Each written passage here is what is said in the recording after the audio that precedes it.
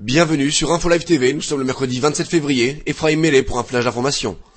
Peut-être un nouvel espoir pour Gilad Shalit, les deux avocats français Emmanuel Altit et Stéphane Zerbib, représentant le jeune soldat israélien enlevé par le Hamas, se rendront à Gaza cette semaine. Ils y rencontreront les responsables de l'enlèvement de Gilad Shalit, afin de tenter d'obtenir sa libération. Les deux avocats ont affirmé lors d'une conférence de presse à Paris répondre à une invitation lancée par un haut responsable du Hamas à Gaza.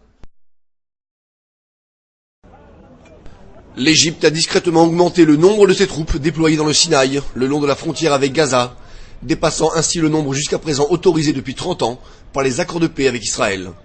Un nouveau déploiement qui est intervenu à la suite de la brèche créée dans la frontière par le Hamas le mois dernier.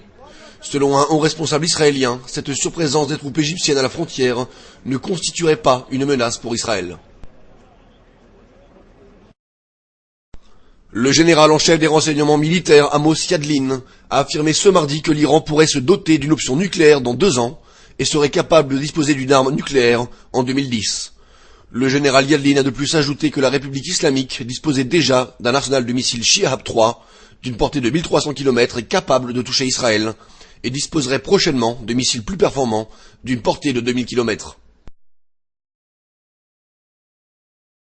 Omri Sharon entre en prison. L'ancien membre de la Knesset et fils de l'ancien Premier ministre Ariel Sharon commencera à partir d'aujourd'hui, à 10 h du matin, à purger une peine de 7 mois de prison à Ramleh. Omri Sharon avait été reconnu coupable de fraude lors de la campagne du Likoud en 1999.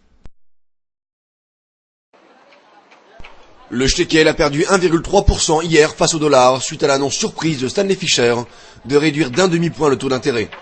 Le gouverneur de la Banque d'Israël avait en effet été encouragé par de nombreux chefs d'entreprise à faire baisser le shekel face au dollar afin de protéger les exportations.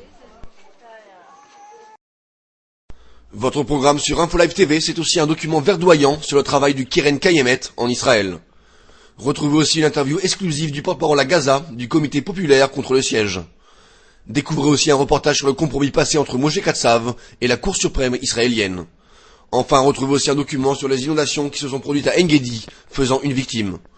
Très bonne journée à tous, merci de nous suivre sur InfoLive TV, la première télévision israélienne internationale en direct de Jérusalem. Découvrez en avant-première le nouveau service d'InfoLive TV. Recevez gratuitement chaque jour, en vidéo, les informations d'Israël et du Proche-Orient sur votre mobile.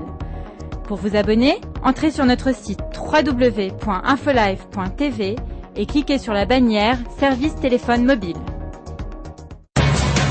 Aujourd'hui, le monde entier parle d'Israël.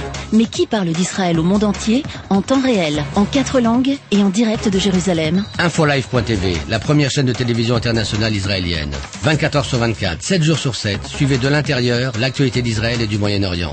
Des reportages, des interviews, un grand journal et des flash infos en images dès que l'actualité l'exige.